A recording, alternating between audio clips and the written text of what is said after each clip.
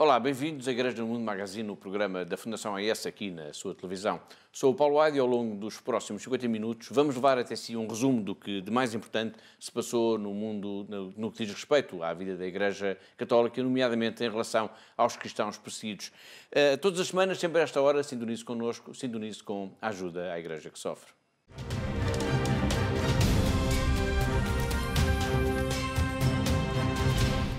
O programa de hoje vai estar muito marcado pela recente viagem do Papa Francisco ao Bangladesh e a Myanmar. O balanço desta viagem, histórias, protagonistas, temos muito para falar aqui ao longo de quase uma hora sobre estes dois países, mas já lá iremos. Para já, vamos focar a nossa atenção na Síria, a propósito de uma declaração de uma responsável da Unicef sobre a situação dramática que se vive neste país e que está a afetar, sobretudo, as crianças. Segundo Gianluca Buono, que é chefe de operações da Unicef, precisamente na Síria, em declarações proferidas recentemente em Madrid, as crianças continuam a ser as vítimas mais vulneráveis da guerra neste país, sendo que em algumas regiões, como na periferia de Damasco, registram-se atualmente situações extremamente complicadas. E Gianluca Buono avança mesmo com um número terrível. Cerca de 5,7 milhões de crianças precisam, Catarina, urgentemente de ajuda na Síria.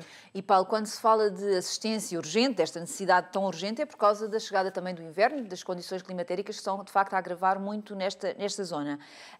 E as diversas organizações de ajuda humanitária que estão no terreno estão, neste momento, preocupadas em dar o mínimo de condições para aliviar o sofrimento destas pessoas, portanto, dando botas, agasalhos, e estão muito focadas, efetivamente, nas crianças, que são o elo mais fraco nesta guerra. Esta situação tem um epicentro na periferia da capital, da Síria, Damasco, com especial atenção em Guta, onde, segundo dados também disponibilizados pela ONU, estarão cerca de 400 mil pessoas, digamos assim, encurraladas, pois por lá ainda se registram confrontos armados. Nessas zonas, a ajuda humanitária, digamos assim, chega quase que a conta-gotas.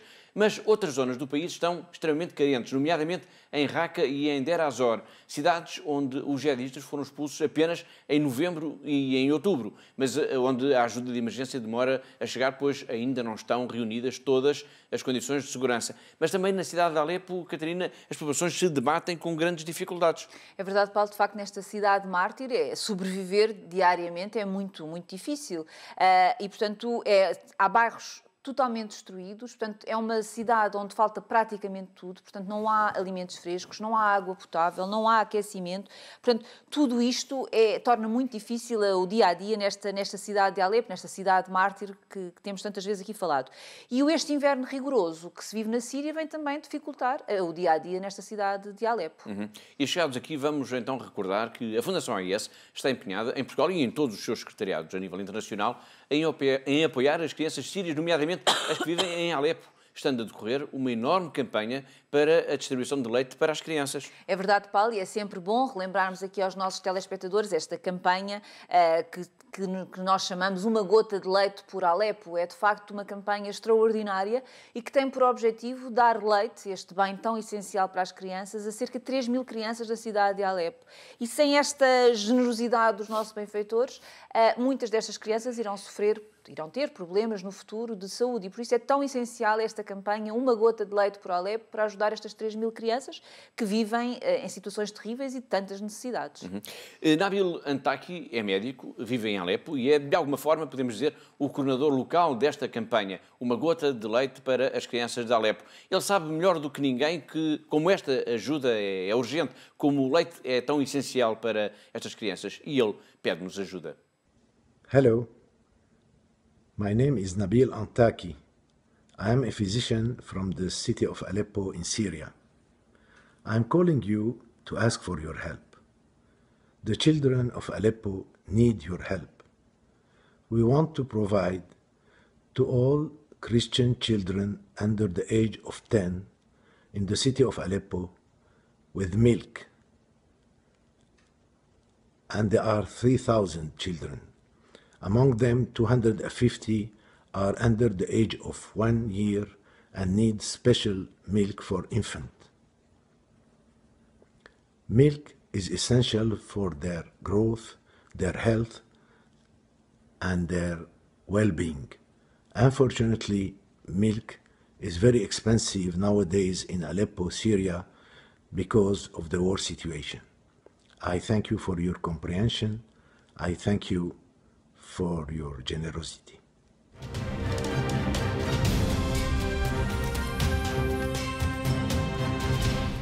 Da Síria passamos agora para o Sudão. Também neste país, a ONU denuncia casos de violência generalizada nos campos de deslocados existentes essencialmente na região de Darfur.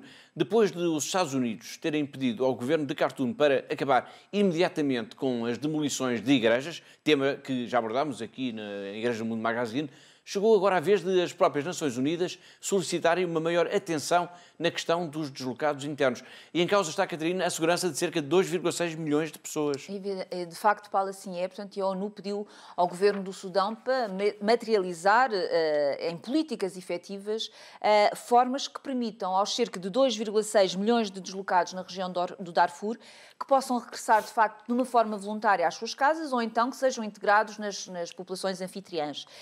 Este alerta é um resultado de uma violência generalizada que se vive nos campos de deslocados existentes no Sudão. De facto, segundo a ONU, registram-se com alguma frequência, na maioria dos 66 campos existentes na região de Darfur, casos de tiroteios aleatórios durante a noite, assédio a deslocados e até violência sexual. Este alerta agora das Nações Unidas surge poucos dias depois de John Sullivan, que é o vice-secretário de Estado do governo norte-americano, ter pedido ao governo de Khartoum, como já aqui dissemos, para parar com as demolições de mesquitas e igrejas, corroborando assim denúncias de grupos de defesa dos direitos humanos.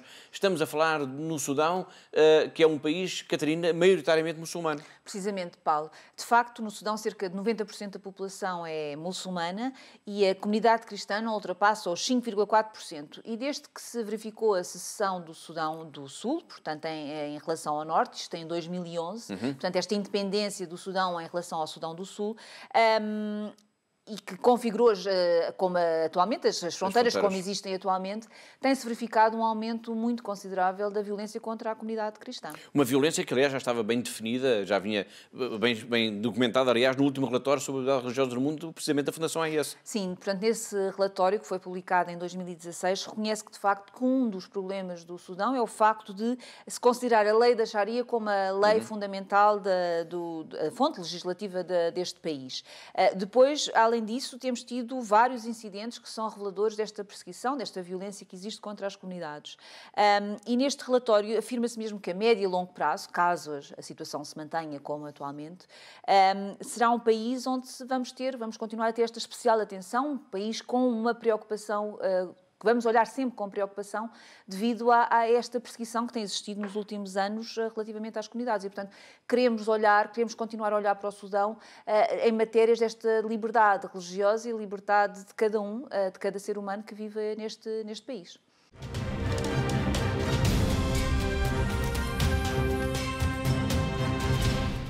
Vamos continuar por África. Moçambique é um país com laços especiais com Portugal. Ambos fazem parte da comunidade lusófona.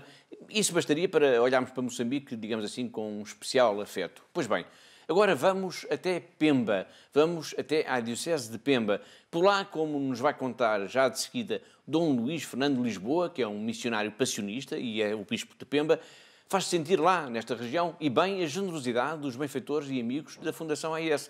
Desde criança, Dom Luís Lisboa tinha um sonho, trabalhar em África. Agora, num dos registros dos nossos colegas da AIS do Brasil, ele vai falar-nos da sua diocese, das dificuldades que os cristãos enfrentam por ali, por Pemba, e vai agradecer a formação de seminaristas, a recuperação de igrejas e capelas e até a compra de um carro para a diocese. Tudo isso graças à bondade dos benfeitores da ajuda à igreja que sofre. A igreja toda é missionária. E se nós somos a igreja, os batizados são missionários, não é? Eles são igreja também.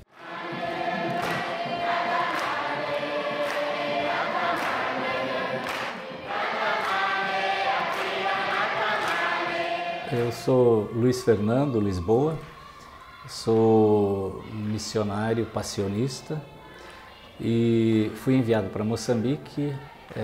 A capital de Moçambique é Maputo e eu trabalho a 2.700 quilômetros de Maputo, numa cidade chamada Pemba. O meu desejo, o meu sonho sempre foi trabalhar na África, desde o tempo de estudante. E depois, como padre, isso voltou bastante forte e então fui projetando, fui tentando dar realidade a esse sonho. E aconteceu no início de 2001, quando eu fui para lá, e agora estou lá como missionário ainda.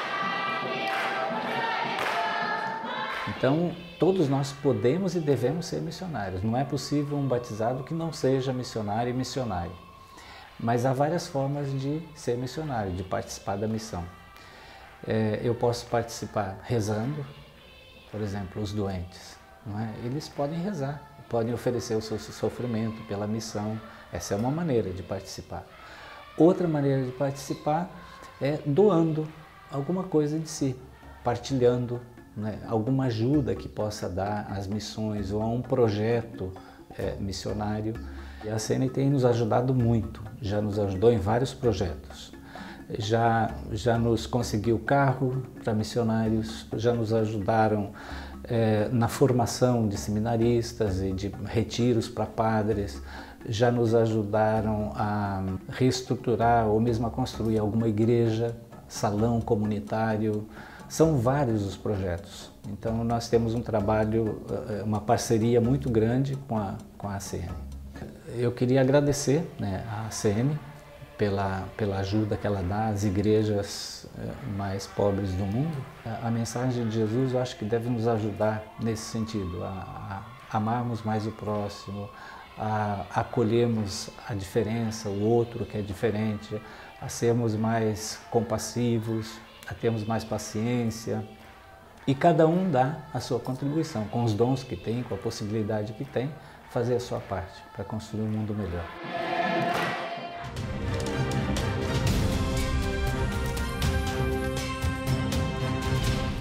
No arranque do nosso programa dissemos que iríamos estar muito focados no Papa Francisco por causa também da viagem recente que fez ao Bangladesh e a Myanmar. Quando estava de regresso ao Vaticano, na conversa habitual que costuma ter com os jornalistas que seguem com ele a bordo do avião, o Santo Padre manifestou a disponibilidade para visitar oficialmente a China. Nós temos o som dessas declarações, mas antes de o escutarmos, vamos situar melhor as suas palavras. Francisco disse, e fez questão, aliás, de o sublinhar, que não está sequer em preparação nenhuma viagem à China, mas falou disso como um desejo. No entanto, com esta declaração, ele fez, Catarina, uma referência explícita às negociações em curso entre o Vaticano e Pequim. Sim, nesse diálogo que o Papa Francisco teve com os jornalistas no avião, de facto fez referência às negociações em curso entre o Vaticano e as autoridades chinesas para a regularização das relações entre os dois Estados. E afirmou mesmo o Papa que é necessário ter paciência e ainda explicou que as negociações são de alto nível cultural, tanto como, por exemplo, uma mostra de cultura dos museus chineses que está a decorrer neste momento no Vaticano. No entanto, afirmou que as negociações existentes vão para além das questões meramente culturais e o Papa também assumiu que existe esta conversa, este diálogo político, mas que estas conversações devem decorrer muito lentamente, passo a passo e com muita delicadeza e paciência também. Já iremos continuar a falar dessas negociações entre Pequim e o Vaticano e os sinais, de alguma forma, contraditórios que nos chegam dessas reuniões, mas para já vamos ouvir o próprio Papa Francisco a falar dessa viagem sonhada no seu coração a Pequim até à capital do gigante asiático. Il viaggio in Cina non è in preparazione, state tranquilli, per il momento non è in preparazione,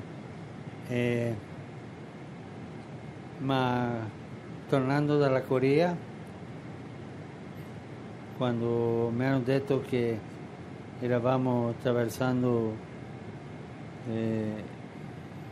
terra cinese, se volevo dire qualcosa, che mi piacerebbe tanto visitare Cina. Piacerebbe, non è una cosa nascosta. Le trattative con la Cina sono di alto livello culturale. Oggi per esempio, in questi giorni, c'è una mostra dei Musei Vaticani in Cina. Poi ne sarà una, o è stata una, non so, dei musei cinesi nel Vaticano. I rapporti culturali, scientifici, professori, preti che insegnano in università statali cinese ce ne sono. È una cosa. Poi è il dialogo politico, soprattutto per la Chiesa cinese, con quella storia della Chiesa patriottica, la Chiesa clandestina, che si deve andare passo a passo con delicatezza come si sta facendo lentamente. Credo che in questi giorni, oggi incomincerà una seduta o domani a Pechino della commissione mista, no? E questo con pazienza, no?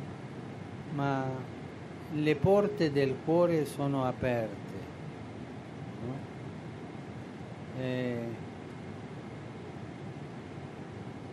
E credo che farà bene a tutti un viaggio in Cina. A me piacerebbe farlo.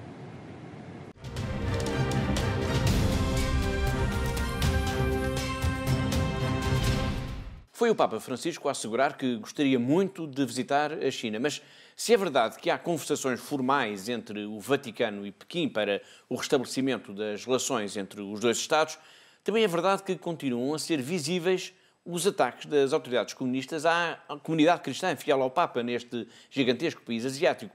O caso, já aqui revelado, aliás, que está a ocorrer em Yunnan, é, Catarina, podemos dizer assim, chocante. Sim, Paulo, de facto é chocante esta notícia que nos chegou no passado mês de novembro, em que as autoridades de Yunnan, uma cidade situada na província de Jiangxi, estavam a obrigar os cristãos a substituir os símbolos religiosos, como por exemplo imagens ou retratos de Jesus Cristo, por retratos do presidente Xi Jinping.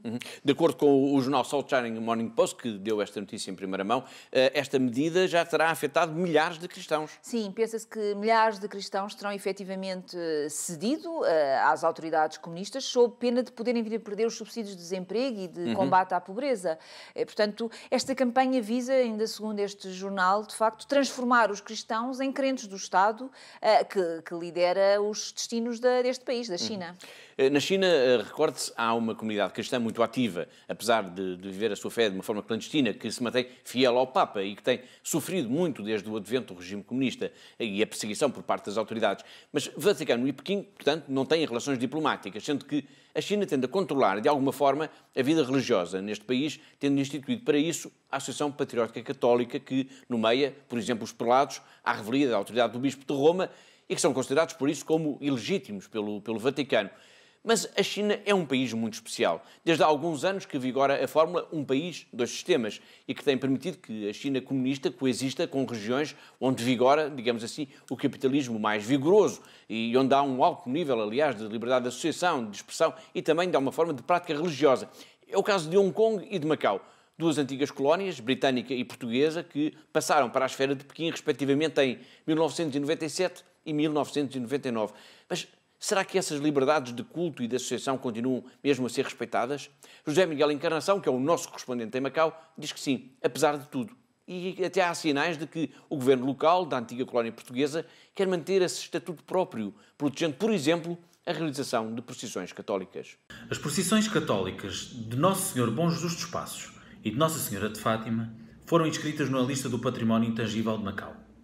O Instituto Cultural de Macau, um organismo governamental, foi o autor da proposta, o que demonstra a vontade do governo local em preservar a tradição católica de Macau. Depois do patuá, o dialeto de Macau, e da gastronomia macaense, foi a vez destas duas procissões católicas integrarem a lista do património intangível do território, sendo relevante o facto de tal reconhecimento coincidir com o centenário das aparições de Fátima. A decisão do governo de Macau não foi surpresa para o meio católico, uma vez que resulta da forte afluência de fiéis, curiosos e turistas que todos os anos se juntam às procissões católicas, sendo estas motivo de atração e datas do calendário das festas da cidade. Este tipo de manifestação religiosa tem vindo a ganhar uma maior presença no seio da sociedade macaense, tendo o Bispo de Macau recuperado, em junho deste ano, a procissão do Corpo de Cristo, uma tradição interrompida em 1973 e que o desejo dos fiéis agora reavivou. Se Macau e Hong Kong se distinguem da China continental pela sua autonomia administrativa, também o fazem ao respeitar e promover a liberdade e tradições religiosas.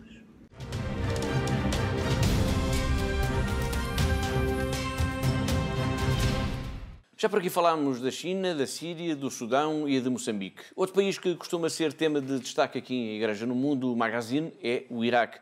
E o Iraque esteve precisamente em destaque em Nova Iorque, num encontro das Nações Unidas que teve o alto patrocínio da Santa Sé. E teve em destaque porquê? Porque a comunidade internacional foi desafiada a defender a presença cristã neste país, o que nos vai levar, aliás, até à campanha para o regresso dos cristãos às suas raízes, às suas casas e aldeias na planície de Nínive. Esta reunião na sede da ONU foi muito importante e vai ser, aliás, tema em análise por aqui ao longo dos próximos programas. Mas vamos agora, Catarina, fazer como que um balanço desta mini-cimeira. Bom, Paulo, podemos dizer que esta reunião, que juntou diversas personalidades da Igreja Iraquiana, da Santa Sé, instituições como a Fundação AIS, teve uma conclusão principal. E essa conclusão é que a presença dos cristãos no Iraque é fundamental para a paz no Médio Oriente. Mas para isso ser possível, para que a presença dos cristãos seja efetiva no Iraque, é necessário que a comunidade internacional reconheça esse papel e ajude a criar condições para que o regresso das famílias cristãs às suas casas seja efetivamente possível. Precisamente, Paulo, e essa foi outra conclusão deste debate realizado na sede das Nações Unidas e que esteve integrado na Semana de Consciencialização e Educação pelos Cristãos Perseguidos, uma iniciativa dos bispos dos Estados Unidos. Nesse debate estiveram representados o Comitê para a Reconstrução da Planície de Nínive, de que faz parte a Fundação AIS, a missão da Santa Sé junto das Nações Unidas e ainda algumas instituições, como, por exemplo, os Cavaleiros do Colombo, além de representantes de diversos países. O arcebispo Bernardito Ausa, que é o núncio apostólico junto das Nações Unidas, presidiu ao encontro e afirmou que a Santa Sé se comprometeu a assegurar aos cristãos as condições para regressarem aos seus locais de origem e poderem viver com dignidade e segurança no Iraque. Outro participante no encontro foi Dom Bachar Warda, o arcebispo católico caldeu de Erbil. Também ele reafirmou que a presença da comunidade cristã é essencial nesta região. É essencial até para se assegurar a paz e o pluralismo para o Iraque. Os cristãos, disse Dom Bachar Warda, são um parceiro fundamental para o futuro do pluralismo no Iraque e são parte da solução e não parte do problema, para se conseguir a paz no país. E como exemplo do trabalho que deve ser seguido, o Dom Bachar Warda mencionou este projeto ambicioso, que é o plano de reconstrução da planície do Nínive, que reúne as 3 igrejas cristãs mais importantes no Iraque atualmente, que são a igreja os católicos caldeus, os católicos sírios e os ortodoxos sírios, e que deve merecer todo o suporte da comunidade internacional.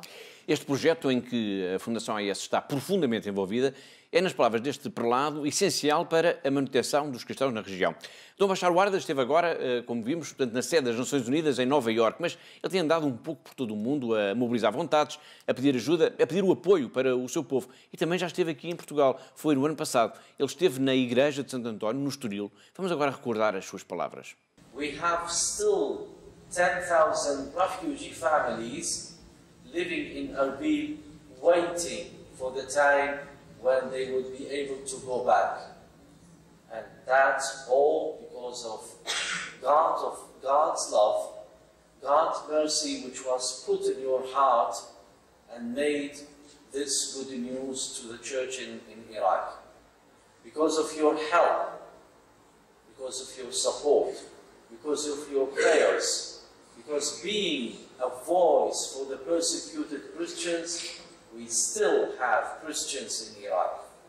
So if you ask aid to the church in need, what I should do for the Christians in Iraq, they will tell you, pray for them, tell their story, and help them so they could stay there. You wonder, would my help make any difference? Yes. Because of your help, I still have families waiting there, despite all the violence, despite all the atrocities that we suffer, despite the suffering, still you have Christians with hope, with faith, with love for God and for everyone of you who helped us, who prayed for us. Thank you very much for your help.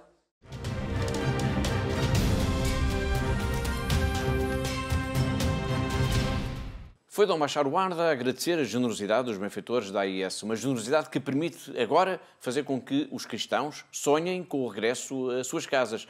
São famílias inteiras que dependem totalmente da nossa ajuda. Quando fugiram das suas cidades, vilas e aldeias, perderam tudo o que tinham. Passaram, entretanto, 3 anos. Os jihadistas foram expulsos da região, mas a esmagadora maioria destas famílias cristãs ainda não regressaram a casa. Para isso acontecer, para que eles possam efetivamente regressar, é preciso primeiro reconstruir as suas casas, devolver segurança, restabelecer, por exemplo, o fornecimento de água e de eletricidade. É preciso ajudar a reconstruir as vidas destes milhares de cristãos. Catarina, faltam 3 semanas para o Natal. É verdade, Paulo, 3 semanas apenas que faltam para o Natal e, portanto, estamos a aproximar-nos a passos largos para o Natal e tenho a certeza que a melhor prenda que nós poderíamos, de facto, oferecer a esta comunidade cristã é esta oferta deste regresso a casa, ajudá-los neste regresso às suas casas, às suas comunidades, para que possam já passar o Natal nas suas casas. E se não conseguirmos fazer isto agora até ao fim do ano, pelo menos estamos a dar um sinal a todas aquelas famílias que não irão conseguir, de que há esperança e que serão elas as próximas famílias a chegar. E por isso é fundamental toda esta grande campanha de solidariedade, este grande projeto que estamos a ajudar, com a ajuda dos nossos telespectadores, dos nossos benfeitores, e por isso desafio quem nos está a ver lá em casa para nos ligar, para pedir mais informações sobre esta campanha que está a decorrer, a campanha de o Iraque regressa às raízes, e peçam-nos esta informação que teremos todo o gosto em enviar-vos, telefonem-nos para o nosso telefone 21754-4004 e saibam como fazer parte desta grande corrente de generosidade que são os nossos benfeitores e os nossos amigos. O regresso a casa, às aldeias e vilas dos cristãos da planície de Nínive é, de facto, o grande objetivo desta enorme campanha da Fundação AIS neste Natal. Mas quem são estes cristãos, estas famílias que foram expulsas de suas casas pelos jihadistas do autoproclamado Estado Islâmico e que agora querem regressar? Temos vindo aqui a acompanhar alguns. Vamos agora ao encontro de uma irmã. É uma dominicana de Erbil. A irmã Aoda vai contar a sua história. É uma história que passou também pela fuga desde Karakosh até Erbil. Como ela nos vai agora explicar, o mais importante de tudo para ela, para estas irmãs dominicanas, é a certeza da presença de Deus em todos os momentos da vida, mesmo nos momentos mais complicados. Well, I am Sister Huda, one of the counselors here in the congregation of Sister Maria. Many sisters, all the sisters spoke about the circumstances, about our suffering. I would not speak more, but I want to say we feel, all of us, God is with us, and all the time is present with us. We didn't left our prayer, our sharing sometimes, in spite of our sadness of our people, suffering of our people, but we brought all these things to our prayers. Every day we have many times of a prayer. So I would say we feel hope, and this encourages us to go more and more to our people. This is my faith. God is with us, and God saved us when we came here. And that's all. And thank you for all the people who are thinking about us, who are helping us.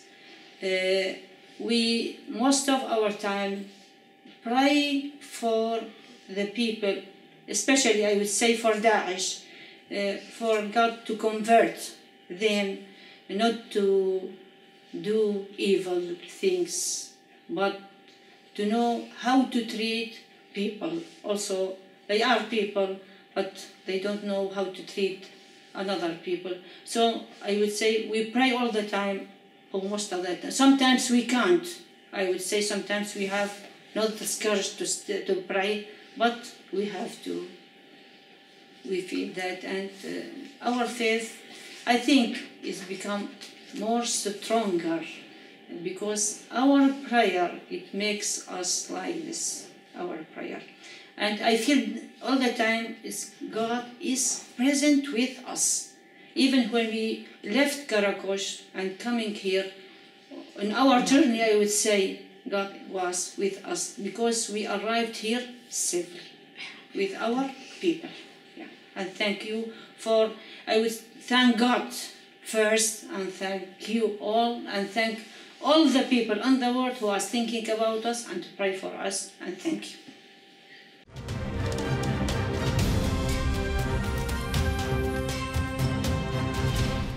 Falámos há pouco do Santo Padre. O Papa Francisco esteve por estes dias, de 30 de novembro a 2 de dezembro, de visita a dois países, ao Bangladesh e a Myanmar. Agora, em menos de 2 minutos, vamos recordar o essencial destas visitas. São imagens recolhidas pela Rome Reports.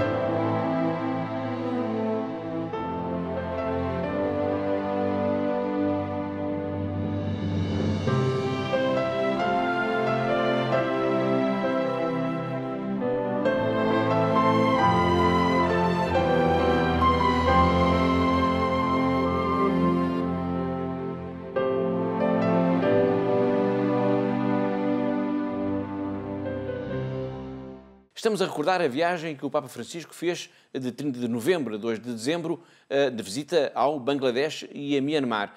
Na capital do Bangladesh, ele presidiu uma missa com cerca de 100 mil fiéis, onde ordenou 16 novos padres para a igreja deste país, que conta com menos de 400 sacerdotes. Na conversa com os jornalistas na viagem de regresso a Roma, no avião, o Santo Padre falou da ordenação desses novos padres e confessou que se encontrou com eles antes dessa missa tão especial. Vale a pena escutá-lo de novo. Ho l'abitudine sempre di 5 minuti prima dell'ordinazione parlare con loro in privato, no? E sono sembrati sereni, tranquilli, coscienti, avevano coscienza della missione, poveri, normali, no? Una domanda che ho fatto: hai giocato a calcio? Sì, tutti, no? Questo è importante. Una domanda teologica era quella, ma quello della paura non l'ho percepito. Loro sanno che devono essere vicini al loro popolo. Quello sì.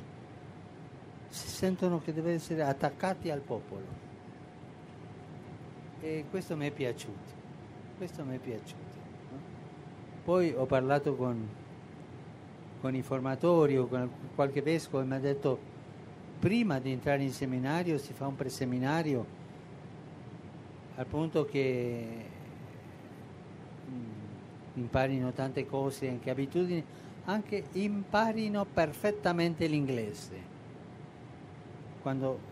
Questo per dire una cosa pratica, non sanno l'inglese, incominciano il seminario.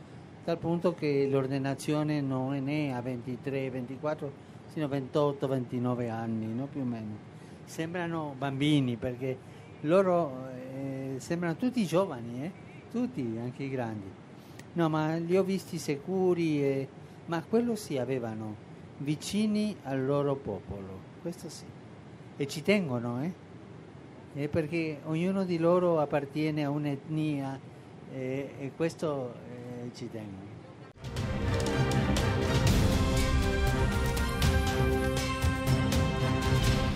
Bangladesh. As ordenações destes 16 novos sacerdotes foram seguramente um motivo de profunda alegria, até porque no dia-a-dia os cristãos são confrontados neste país com pobreza extrema, violência e, em alguns casos, até de perseguição. São muitas, de facto, as dificuldades por que passam os cristãos no Bangladesh. A diocese de Sylhet é o retrato do país. Aí os cristãos são uma minoria e confundem-se com os mais pobres dos pobres. e o bispo é um deles. Esta é a história da semana, que vamos escutar já de seguida com a ajuda da Pilar Rocha. A vida mudou para Dom Bejoy de Cruz quando recebeu a notícia de que iria ser nomeado bispo da Diocese de Sylhet, no Bangladesh. Foi em 2011. Bejoy de Cruz passou a ser bispo, mas continuou a confundir-se com os cristãos da sua comunidade. Continuou tão pobre como eles. No início não possuía qualquer terreno, nem tinha casa. Por isso costumava apelidar-me de bispo sem abrigo, confessou. Recentemente, à Fundação AIS. No entanto, foi com entusiasmo que assumiu a nova missão. A nova Diocese de Sylhet foi criada em 2011. Sendo o primeiro bispo diocesano, tinha e tenho muitos planos. Um desses planos passa por tentar resgatar os cristãos da situação miserável em que se encontram. A maioria do meu povo é muito pobre, trabalham duramente e ganham menos de €1 por dia. A situação chega a ser dramática. O bispo, apesar de estar também de mãos vazias, procura ajudar os que se encontram em maiores dificuldades. E são tantos. Os pais não conseguem comprar comida suficiente para os filhos. Quando adoecem não podem ir ao médico e para eles a educação é ainda um sonho. A Igreja está do lado deles. No entanto, na região de Sylhet, o número de cristãos não tem parado de crescer. E não tem parado de crescer, apesar das ameaças que se têm feito sentir sobre todos os não-muçulmanos. O Bangladesh é um país asiático que o Santo Padre visitou por estes dias, em que quase 90% da população é muçulmana sunita. Os cristãos não representam mais de 0,5% dos 156 milhões de habitantes. Mas ali na Diocese de Sylhet, a energia contagiante do bispo tem estado a produzir resultados. Em 1950, havia apenas cerca de 700 católicos nesta região. Em 2011, já eram 18 mil, e o número dos que se têm convertido ao cristianismo continua a crescer. Apesar das ameaças dos grupos radicais muçulmanos que espalham o medo e o terror no país. O Bangladesh era considerado um país pacífico e tolerante, mas isso mudou radicalmente. A começar pela própria Constituição, que passou a reconhecer desde 2016 que o islamismo é a religião oficial do Estado. Coincidência ou não, a verdade é que se têm assomado episódios de violência, com assassinatos de cristãos e hindus, mas também de ativistas que defendem uma maior liberdade de expressão no país. A lista de mártires cristãos no Bangladesh é vasta. No entanto, o medo, que é indisfarçável em tantos lugares, em tantas comunidades, não tem arrefecido a alegria do trabalho de Dom Bejoy de Cruz, junto dos mais pobres da sua diocese. Há uma grande possibilidade de evangelização nesta região, muito embora seja um país muçulmano, pois existem cerca de 200 plantações de chá e há 700 mil trabalhadores hindus, alguns deles abertos ao cristianismo, explica o prelado. Todos os anos, cerca de 250 adultos são batizados. Uma realidade que só tem vindo a acontecer, segundo Dom Bejoy de Cruz, graças à ajuda que a Igreja tem vindo a receber de instituições como a Fundação AIS. Graças ao vosso carinhoso apoio, sobrevivemos e continuamos a nossa missão e ministério entre os pobres desta diocese, diz o bispo. Embora não vos conheçamos pessoalmente, todas as nossas crianças, todo o nosso povo reza por vós, para que Nosso Senhor vos abençoe, vos conceda a alegria, a felicidade e a paz na vossa vida familiar. Obrigado, AIS.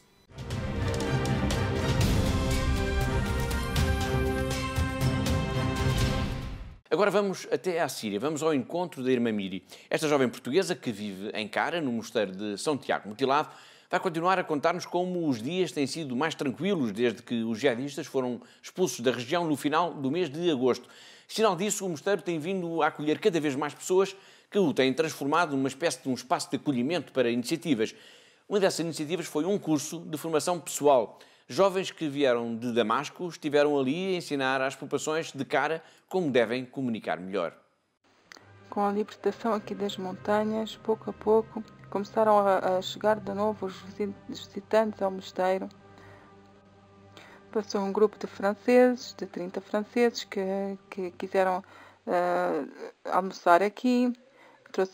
Fizemos vir a comida de fora.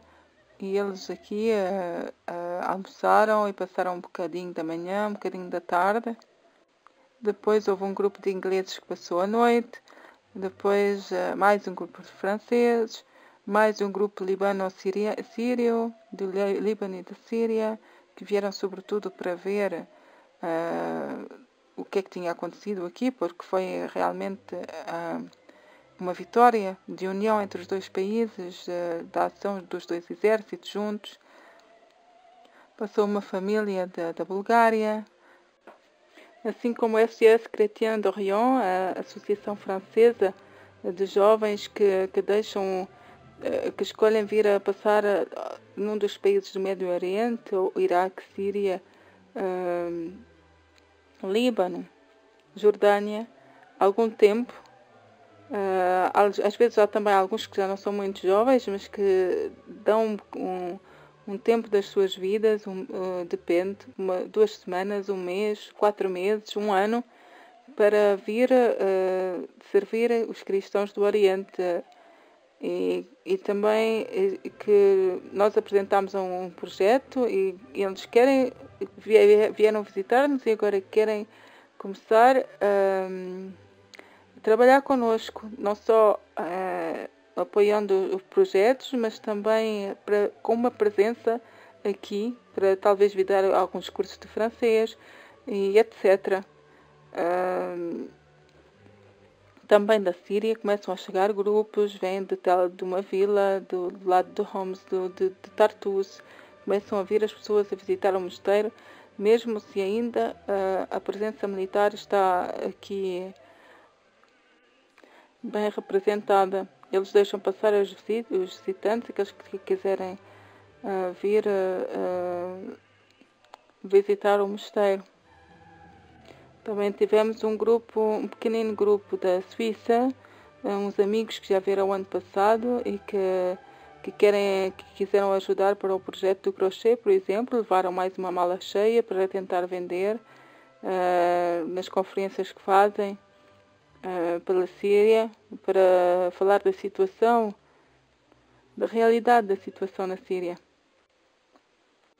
Há também os estudantes da Universidade do Kalamoun, aqui ao lado, a única universidade privada da Síria, que começam de novo a vir fazer visitas e alguns estudantes voltam 1 vez, 2 vezes, 3 vezes, aqueles, sobretudo os cristãos que não podem ir à missa noutro sítio, que vêm às vezes para a missa, ou então para pedir simplesmente a comunhão porque não têm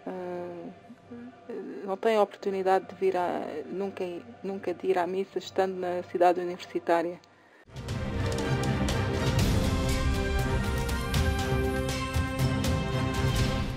Foi uma Míria a descrever como se está a regressar aos poucos a uma vida um pouco mais normal ali na região de Kara, na Síria. No entanto, não nos enganemos, a ausência de guerra não tem significado o fim do martírio destas populações. E é por causa destas populações, das comunidades cristãs perseguidas, que passam mais dificuldades, que existe precisamente a Fundação AIS, a ajuda à Igreja que sofre. Há pouco falámos aqui na campanha Uma Gota de Leite por Alepo, já que referimos também a campanha para que os cristãos possam regressar às suas casas, no Iraque, na planície de Nínive. 2 campanhas, 2 propostas que a Fundação AIS faz aos seus benfeitores e amigos nesta época natalícia. Catarina, esta é uma boa ocasião para recordarmos aos nossos telespectadores que existe um catálogo com sugestões de prendas de Natal. É verdade, Paulo. De facto, o nosso catálogo da AIS é um catálogo que tem dezenas de propostas de prendas que podemos dar aos nossos filhos, aos nossos amigos, aos nossos pais, aos nossos familiares. E, de facto, estas prendas são prendas muito especiais porque estamos sempre a dar a dobrar. Ou seja, por um lado estamos a dar uma prenda a quem nos é querido, mas, por outro lado, a Fundação AIS está a transformar este donativo que recebemos em uma prenda seja para a Igreja do Iraque, seja para a Igreja da Síria, ou seja para outra igreja que esteja neste momento a ser perseguida ou que esteja a passar por necessidades. E como já dissemos aqui, Paulo, de facto, isto pode ser ou para esta campanha Uma Gota de Leite por Alepo, para estas crianças de Alepo, pode ser, por exemplo, para ajudar na reconstrução das casas através de latas de tinta, de portas ou janelas para as casas dos cristãos no Iraque, ou pode ser também um cabaz alimentar para uma família que esteja no Iraque e que também necessita esta nossa ajuda. Uma coisa é certa, Paulo, e posso garantir aqui aos nossos telespectadores, nada se perde. Tudo é utilizado, tudo é feito em favor desta comunidade que necessita da nossa ajuda. E por isso, Quem nos está neste momento a ver, pode-nos ligar, que nós enviaremos este nosso catálogo, pode-nos ligar para os nossos telefones 21 754 4000, ou então para o 21 754 4004, ou então também ir ao nosso site em fundação-ais.pt. O importante, de facto, Paulo, é que nós façamos alguma coisa e que façamos um pedido deste catálogo solidário para ajudar os cristãos perseguidos no mundo.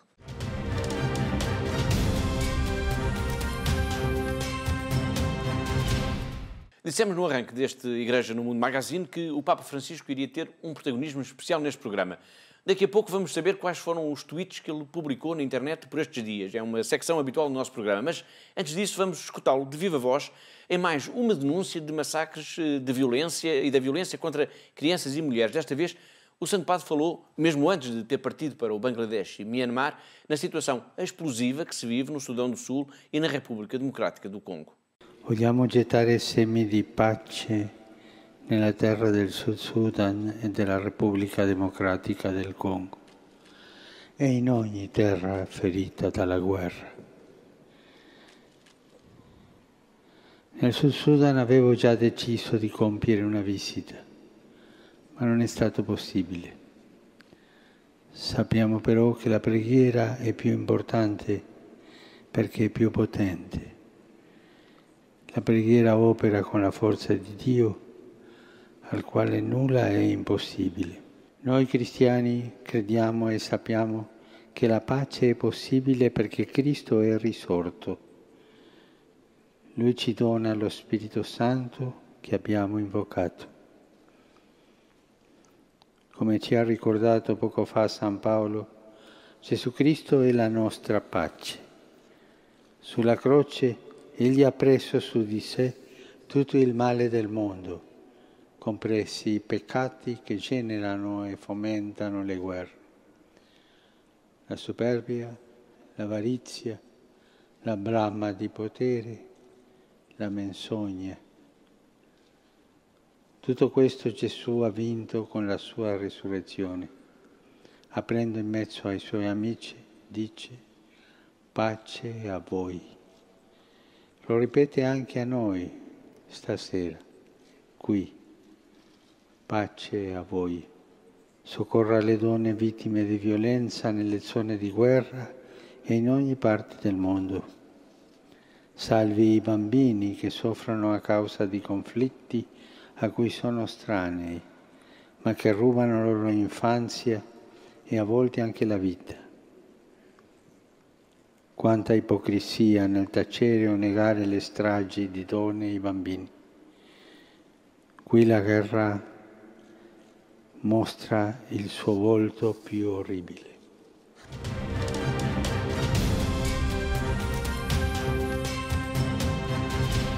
Negar os massacres de crianças e mulheres em tantos lugares do mundo, como os que têm ocorrido no Sudão do Sul e na República Democrática do Congo, é uma hipocrisia. Disse mesmo agora o Papa Francisco. Mas que outras mensagens ele nos deixou esta semana na internet? É o que vamos ficar a saber já de seguida com os tweets do Papa Francisco.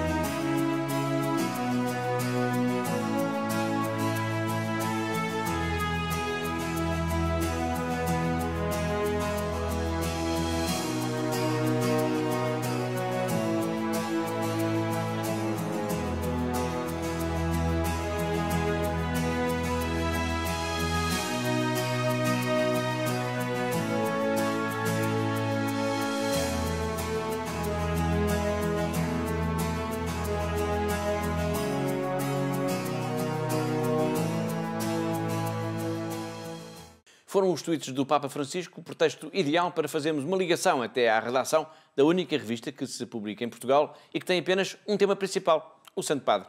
Na redação de O Meu Papa está a Clara Raimundo. Olá, Clara. Olá! Chega já no dia 15 às bancas a edição de dezembro da revista O Meu Papa. Eu tenho a certeza de que com esta edição os nossos leitores vão ter um Natal ainda mais feliz. Abrimos esta edição com uma extensa reportagem da viagem do Papa à Ásia. São 9 páginas preenchidas com fotos cheias de cor e de emoção.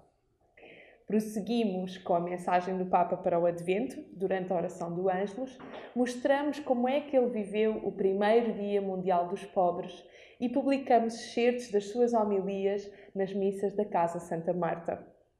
Além disso, temos um especial Natal cheio de artigos curiosíssimos. Mostramos, por exemplo, como é que era o Natal do Papa Francisco em Buenos Aires. Falamos sobre as centenas de presentes que ele recebe, até porque também se aproxima o seu aniversário, e explicamos o significado do presépio, entre muitas outras coisas. Além disso, nesta edição, iniciamos a publicação de um novo livro por capítulos. Será um livro sobre a história de todos os papas dos séculos XX e XXI. E nesta edição, começamos a contar a história do Papa Bento XVI. Por isso, não se esqueçam, dia 15, reservem o vosso exemplar. Até para a semana. Obrigado, Clara, e até para a semana. Foi a diretora de O Meu Papa a dar-nos conta dos temas principais da próxima edição. Estamos mesmo a chegar ao fim do nosso programa, mas vamos ainda sintonizar a nossa atenção uma vez mais no Papa Francisco, no vídeo do mês. Desta vez, Francisco pede respeito e consideração pelos mais velhos, pelos idosos de todas as culturas. Povos que esquecem os idosos, diz o Papa, não têm futuro, pois perderam a memória. Un pueblo que no cuida a los abuelos y no los trata bien es un pueblo que no tiene futuro.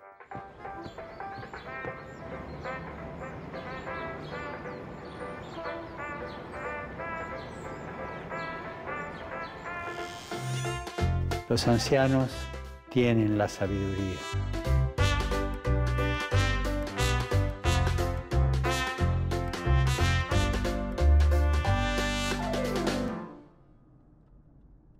A ellos se les ha confiado transmitir la experiencia de la vida, la historia de una familia, de una comunidad, de un pueblo. Tengamos presentes a nuestros ancianos para que, sostenidos por las familias e instituciones, colaboren con su sabiduría y experiencia a la educación de las nuevas generaciones. E assim, com este alerta do Papa Francisco para a forma como na nossa sociedade lidamos com os mais velhos, chegamos ao fim de mais um Igreja no Mundo Magazine, o programa da Fundação AIS, aqui na sua televisão. Em nome de toda a equipa que pensou, produziu e levou até si este programa, despeço-me com amizade. Até à próxima semana, até ao próximo Igreja no Mundo Magazine, se Deus quiser.